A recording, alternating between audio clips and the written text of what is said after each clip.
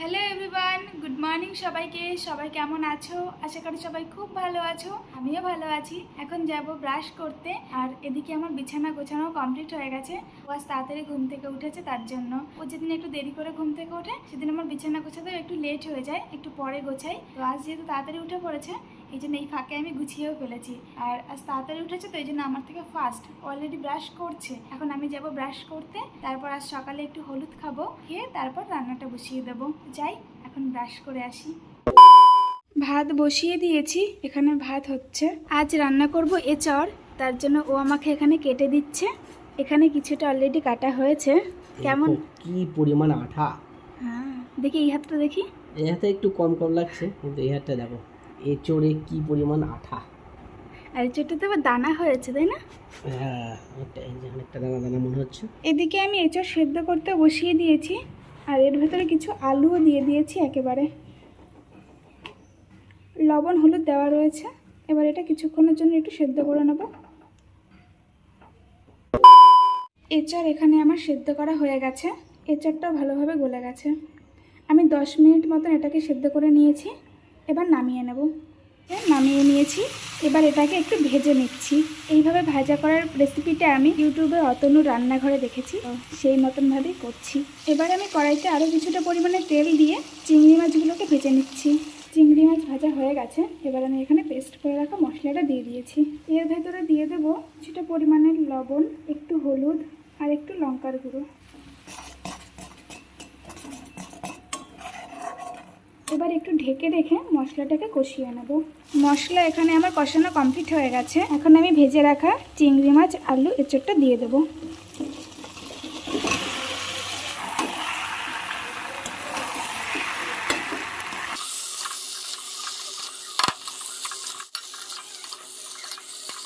এবার আমি এখানে জল দিয়ে দেবো।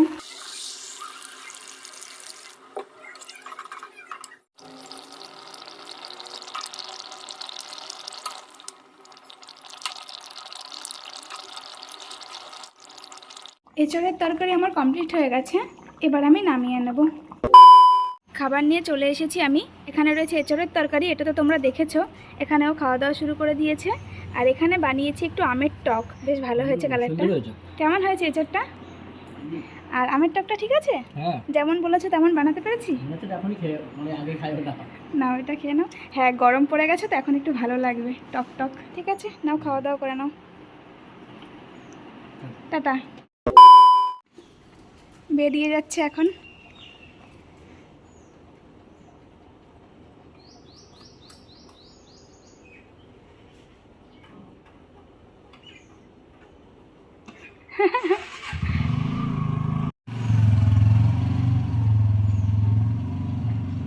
অফিসে বেরিয়ে গেল।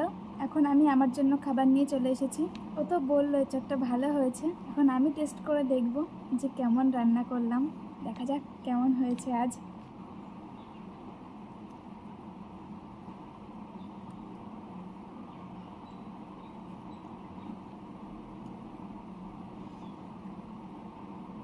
ভালোই হয়েছে। টাটা, এখন খাওয়া দাওয়া করে নিই। খাওয়া দাওয়া কমপ্লিট হয়ে গেছে। এই সকালবেলা আইসক্রিমের গাড়ি চলে এসেছে। আর তোমাদের একটা জিনিস শেয়ার করব। এই দেখো আমার হাতের এই জায়গাটা, বুঝতে পারছো?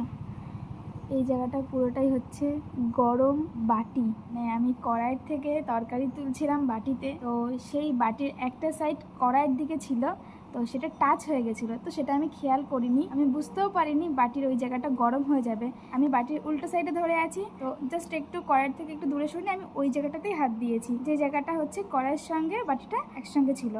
তো সেই গরম জায়গাতে হাত দেওয়ার সঙ্গে সঙ্গে আমার এখান থেকে এইভাবে হয়ে যায়। দেখো পুরো এপাশ থেকে এপাশ পর্যন্ত এইভাবে ডিপ হয়ে যায় জায়গাটা। এই জায়গাটা পুরো বাটির সঙ্গে এইভাবে লেগেছিল, সেটাকে আমাকে এইভাবে সরাতে হয়েছে। প্রচণ্ড ব্যথা। ফোসকা পড়ে যায়নি, বাটির সাইডে যে ধার থাকে এরকম, সেটা এইভাবে হয়ে গেছে, এইভাবে ঢুকে গেছে, পুরো সাদা হয়ে গেছে জায়গাটা। টাটা।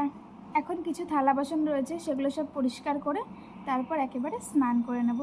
2000 years later. স্নান করে এসে ভিডিও এডিট করছিলাম।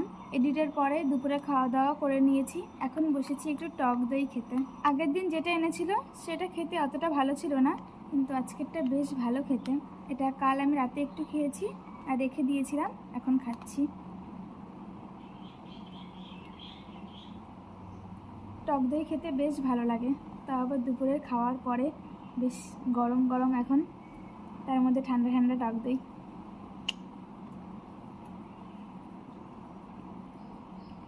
টাটা, এটা খেয়ে নিয়ে তারপর একটু ঘুমাবো। 2,000 years later. গুড ইভিনিং সবাইকে। ঘুম থেকে উঠে আজ প্রথমে আমি আমার আলমারিটাকে গুছিয়েছি। এটা কিছুদিন হলো এলোমেলো করা রয়েছে, ওটা গোছানো হচ্ছিল না, তো আজকে ওটাকে ভেবেছি গোছাবো, তাই জন্য সমস্ত কিছু গুছিয়ে ফেলেছি। আর গরম যা পড়েছে, আর মাথার অবস্থা ঠিক এরকম হয়ে গেছে গরমে। তো এখন এর পরিস্থিতি ঠিক এরকম আছে, দেখতে ঠিক এরকম লাগছে। এইভাবে গোছানো হয়েছে এই সাইডটা, আর এই সাইডে এইভাবে রাখা হয়েছে। আর এনাকে হচ্ছে ভেতরে রাখা হয়েছে, এটাকে বাইরে রাখা হয়নি, ধুলো পড়ে যাবে, নোংরা হয়ে যাবে, তার জন্য একে বাইরে রাখি না, ভেতরে রেখেছি। এটা হচ্ছে এর পার্মানেন্ট জায়গা। ইচ্ছে আছে এটাকে এখান থেকে বার করে এই উপরে রাখার, এখানে একটা বড় প্লাস্টিকে করে ওকে সুন্দরভাবে এখানে বসিয়ে রাখবো। এবার দেখা যাক কি হয়। এই গোছাতে গোছাতে আমার কষ্ট হয়ে গেছে, ব্যাস মোটামুটি কমপ্লিট। যেটা নিয়ে কয়েকদিন ধরে ভাবছিলাম যে আজ গোছাবো কাল গোছাবো করে করে হচ্ছিল না, তো আজকে ওটার কাজ কমপ্লিট হয়ে গেল। এখন ঘরে একটু ঝাড় দেবো, যেহেতু মনের ভিতরে একটা খুঁতখুত ব্যাপার আছে আমার, যে এই বুঝি পায়ে ধুলো বাজছে, এই বুঝি পায়ে ধুলো বাজছে, এরকম একটা ব্যাপার। যেহেতু আলমারিটা গুছিয়েছি, এখন ঘরটাকে ঝাড় দিতেই হবে, কারণ এরকমও হয় যে আমি দিনে 2-3 বার এক জায়গায় ঝাড় দিই, এরকম একটা ব্যাপার আছে আমার ভিতরে। তো সেটাই এখন ঝাড় দেবো। টাটা। অফিস থেকে বাড়ি চলে এসেছে, বাইরে দাঁড়িয়ে আছে, আমি এখনো গেট খুলতে পারিনি আজ।